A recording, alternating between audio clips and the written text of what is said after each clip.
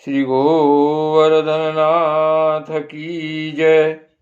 श्री वल्लभाधीश की जय। श्याम सुंदर श्री यमुने महारानी की जय। श्री गोकुलनाथ की जय। नमो भगवते तस्मै कृष्णायादवत कर्मणे रूपनाम विवेदेन जगत कीर्ति यो यतः सच्चिदानंद रूपाय विश्वोत्पत्त्यादि हेतवे तापुत्रे विनाशाय श्री कृष्णाय वयं नुमः। श्रीमद्भागवत महापुराण तृतीय स्कंध 12वां अध्याय सृष्टि का विस्तार। श्री मैत्री जी ने कहा, विदुर जी, यहाँ तक मैंने आपको भगवान की काल रूप महिमा सुनाई। अब जिस प्रकार ब्रह्मा जी ने जगत की रचना की वह सुनिए। सबसे पहले उन्होंने अज्ञान की 5 वृत्तियां तम, अविद्या, मोह, अस्मिता, महामोह, राग, तामिस्त्र, द्वेष और अंधतामिस्त्र अभिनिवेश रची। किंतु इस अत्यंत पापमयी सृष्टि को देखकर उन्हें प्रसन्नता नहीं हुई। तब उन्होंने अपने मन को भगवान के ध्यान से पवित्र कर उससे दूसरी सृष्टि रची। इस बार ब्रह्मा जी ने सनक, सनंदन, सनातन और सनत कुमार ये 4 निवृत्ति पारायण ऊर्ध्वरेता मुनि उत्पन्न किए। अपने इन पुत्रों से ब्रह्मा जी ने कहा, पुत्रों, तुम लोग सृष्टि उत्पन्न करो। किंतु वे जन्म से ही मोक्ष मार्ग, निवृत्ति मार्ग का अनुसरण करने वाले और भगवान के ध्यान में तत्पर थे, इसलिए उन्होंने ऐसा करना नहीं चाहा। जब ब्रह्मा जी ने देखा कि मेरी आज्ञा न मानकर ये मेरे पुत्र मेरा तिरस्कार कर रहे हैं, तब उन्हें असह्य क्रोध हुआ। उन्होंने उसे रोकने का प्रयत्न किया, किंतु बुद्धि द्वारा उनके बहुत रोकने पर भी वह क्रोध तत्काल प्रजापति की भौं के बीच में से एक नील लोहित, नीले और लाल रंग के बालक के रूप में प्रकट हो गया। वे देवताओं के पूर्वज भगवान भव रुद्र रो रो कर कहने लगे, जगत पिता विधाता, मेरे नाम और रहने के स्थान बतलाइए। तब कमल योनि भगवान ब्रह्मा ने उस बालक की प्रार्थना पूर्ण करने के लिए मधुर वाणी में कहा, रो मत, मैं अभी तुम्हारी इच्छा पूरी करता हूँ। देवश्रेष्ठ, तुम जन्म लेते ही बालक के समान फूट फूट कर रोने लगे, इसलिए प्रजा तुम्हें रुद्र नाम से पुकारेगी। तुम्हारे रहने के लिए मैंने पहले से ही हृदय, इंद्रिय, प्राण, आकाश, वायु, अग्नि, जल, पृथ्वी, सूर्य, चंद्रमा और तप ये स्थान रच दिए हैं। तुम्हारे नाम मन्यु, मनु, महनस, महान, शिव, ऋतध्वज, उग्ररेता, भव, काल, वामदेव और धृतव्रत होंगे, तथा धी, वृत्ति, उष्णा, उमा, न्युति, सर्पी, इला, अंबिका, इरावती, सुधा और दीक्षा ये 11 रुद्राणियां तुम्हारी पत्नियां होंगी। तुम उपर्युक्त नाम, स्थान और स्त्रियों को स्वीकार करो और इनके द्वारा बहुत सी प्रजा उत्पन्न करो, क्योंकि तुम प्रजापति हो। लोकपिता ब्रह्मा जी से ऐसी आज्ञा पाकर भगवान नील लोहित बल, आकार और स्वभाव में अपने ही जैसी प्रजा उत्पन्न करने लगे। भगवान रुद्र के द्वारा उत्पन्न हुए उन रुद्रों को असंख्य यूथ बनाकर सारे संसार को भक्षण करते देख ब्रह्मा जी को बड़ी शंका हुई। तब उन्होंने रुद्र से कहा, सुरश्रेष्ठ, तुम्हारी प्रजा तो अपनी भयंकर दृष्टि से मुझे और सारी दिशाओं को भस्म किए डालती है, अतः ऐसी सृष्टि और न करो, रचो। तुम्हारा कल्याण हो अब तुम समस्त प्राणियों को सुख देने के लिए तप करो, फिर उस तप के प्रभाव से ही तुम पूर्ववत इस संसार की रचना करना। पुरुष तप के द्वारा ही इंद्रियातीत सर्वांतर्यामी ज्योति स्वरूप श्री हरि को सुगमता से प्राप्त कर सकता है। श्री मैत्री जी कहते हैं, जब ब्रह्मा जी ने ऐसी आज्ञा दी तब रुद्र ने बहुत अच्छा कहकर उसे सिरोधार किया और फिर उनकी अनुमति लेकर तथा उनकी परिक्रमा करके वे तपस्या करने के लिए वन को चले गए। इसके पश्चात जब भगवान की शक्ति से संपन्न ब्रह्मा जी ने सृष्टि के लिए संकल्प किया तब उनके 10 पुत्र और उत्पन्न हुए। उनसे लोक की बहुत वृद्धि हुई। उनके नाम मरीच, अत्रि, अंगिरा, पुलस्त्य, पुलह, क्रतु, भृगु, वशिष्ठ, दक्ष और 10वें नारद थे। इनमें नारद जी प्रजापति ब्रह्मा जी की गोद से, दक्ष अंगूठे से, वशिष्ठ प्राण से, भृगु त्वचा से, क्रतु हाथ से, पुलह नाभि से, पुलस्त्य ऋषि कानों से, अंगिरा मुख से, अत्रि नेत्रों से और मरीचि मन से उत्पन्न हुए।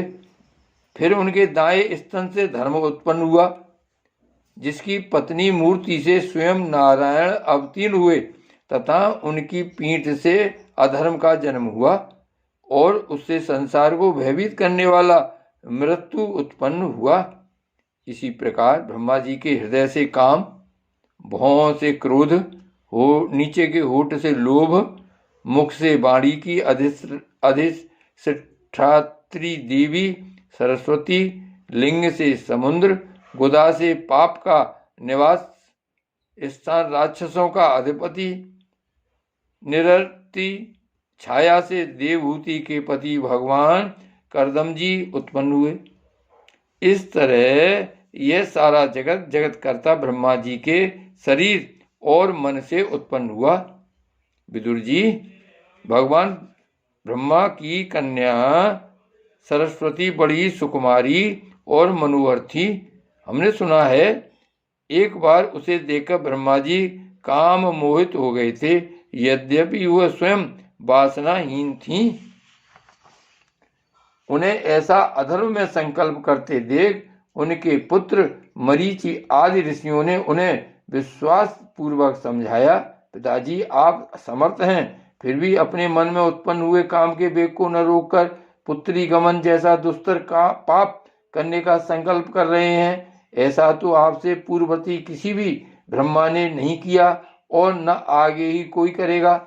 जगत गुरु, आप जैसे तपस्वी पुरुषों को भी ऐसा काम शोभा नहीं देता, क्योंकि आप लोगों के आचरणों का अनुसरण करने से ही तो संसार का कल्याण होता है। जिन श्री भगवान ने अपने स्वरूप में स्थित इस जगत को अपने ही तेज से प्रकट किया है, उन्हें नमस्कार है। इस समय वे ही धर्म की रक्षा कर सकते हैं। अपने पुत्र मरीचि आदि प्रजापतियों को अपने सामने इस प्रकार कहते देख प्रजापतियों के पति ब्रह्मा जी बड़े लज्जित हुए और उन्होंने उस शरीर को उसी समय छोड़ दिया। तब उस घोर शरीर को दिशाओं ने ले लिया। वही कुहरा हुआ जिसे अंधकार भी कहते हैं। एक बार ब्रह्मा जी यह सोच रहे थे कि मैं पहले की तरह सुव्यवस्थित रूप से सब लोगों की रचना किस प्रकार करूं। इसी समय उनके 4 मुखों से 4 वेद प्रकट हुए। इनके सिवा उपवेद, न्यायशास्त्र, होता, उद्गाता, अधर्वयु और ब्रह्मा, इन 4 ऋतुजों के कर्म, यज्ञों का विस्तार, धर्म के 4 चरण और चारों आश्रम तथा उनकी वृत्तियां, ये सब भी ब्रह्मा जी के मुख से ही उत्पन्न हुए। विदुर जी ने पूछा, तपोधन विश्व रचयिताओं के स्वामी श्री ब्रह्मा जी ने जब अपने मुखों से इन वेदादि को रचा तो उन्होंने अपने किस मुख से कौन वस्तु उत्पन्न की, यह आप कृपा करके मुझे बतलाइए। श्री मैत्री जी ने कहा, विदुर जी, ब्रह्मा ने अपने पूर्व, दक्षिण, पश्चिम और उत्तर के मुख से क्रमशः ऋक, यजु, साम, और अथर्वेदों को रचा तथा इसी क्रम से शस्त्र होता का कर्म, ईजा अधर्यु का कर्म, स्तुति स्त्रोतम उद्गाता का कर्म और प्रायश्चित ब्रह्मा का कर्म, इन चारों की रचना की।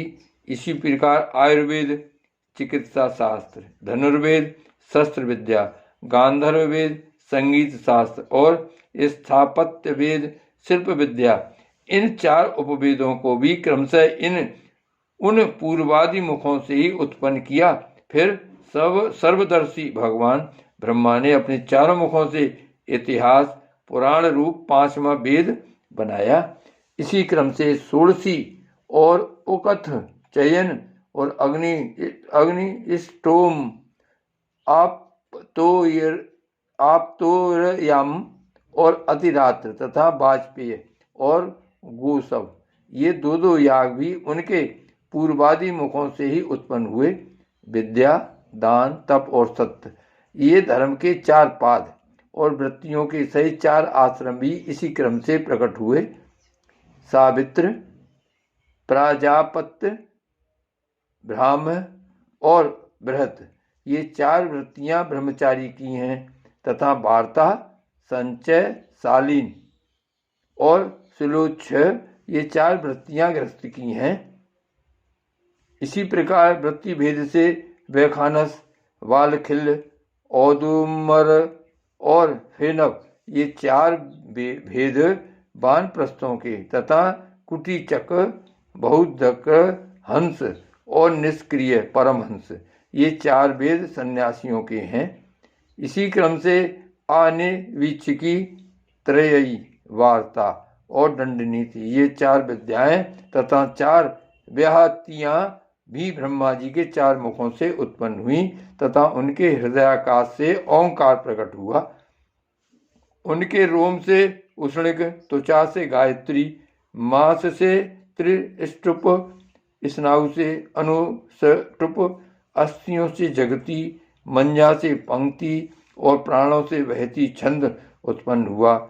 ऐसे ही उनका जीव स्पर्श वर्ण, कवर्ग आदि पंचवर्ग और देह स्वर वर्ण आकार आदि कहलाया।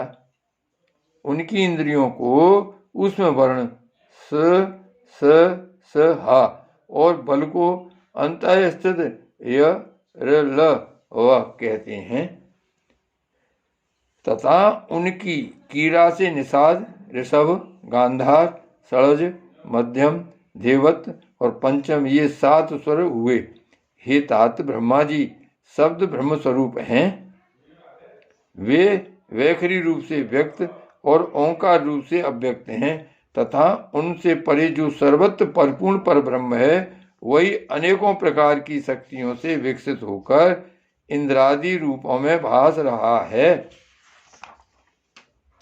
विदुर जी, ब्रह्मा जी ने पहला कामासक्त शरीर जिससे कोहरा बना था छोड़ने के बाद दूसरा शरीर धारण करके विश्व विस्तार का विचार किया। वे देख चुके थे कि मरीच आदि महान शक्तिशाली ऋषियों से भी सृष्टि का विस्तार अधिक नहीं हुआ, अतः वे मन ही मन पुनः चिंता करने लगे। अहो, बड़ा आश्चर्य है, मेरे निरंतर प्रयत्न करने पर भी प्रजा की वृद्धि नहीं हो रही है। मालूम होता है इसमें दैव ही कुछ विघ्न डाल रहा है। जिस समय यथोचित क्रिया करने वाले श्री ब्रह्मा जी इस प्रकार दैव के विषय में विचार कर रहे थे, उसी समय अकस्मात उनके शरीर के 2 भाग हो गए। क ब्रह्मा जी का नाम है, उनसे विभक्त होने के कारण शरीर को काय कहते हैं। उन दोनों विभागों में से एक स्त्री पुरुष का जोड़ा प्रकट हुआ।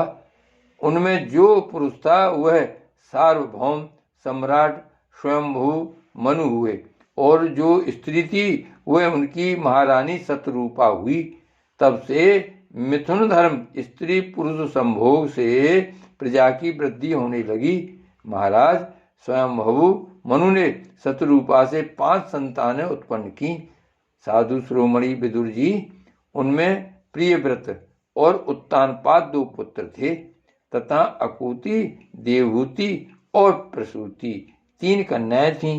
मनु जी ने आकुति का व्यवहार रुचि प्रजापति से किया। मछली कन्या देवहूति करदम जी को दी और प्रसूति दक्ष प्रजापति को। इन तीनों कन्याओं की संतति से सारा संसार भर गया।